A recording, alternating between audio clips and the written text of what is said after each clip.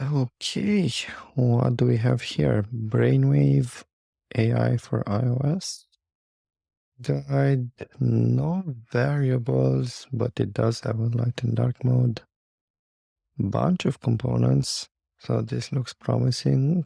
Let's dig into it. I'm also mirroring on my phone. So far, so good. It has an interesting style. It looks a bit better on the actual device. Let's see what you did there.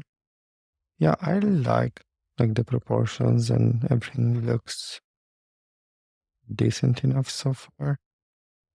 So you would use this, and I have to say the dark mode looks a lot better on mobile as well as here. Uh,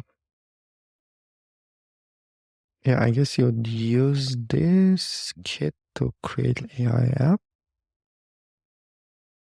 maybe, or just chat.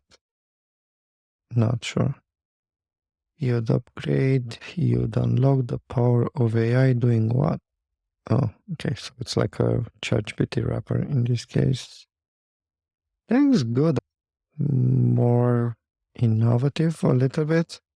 Looks good on dark mode on the device.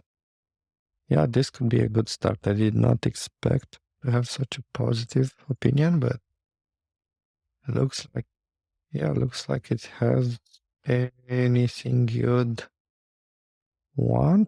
Let's double check. You should add some error states and stuff. Yeah, I can see maybe using this for a bunch of stuff, not necessarily the AI part of it. What else?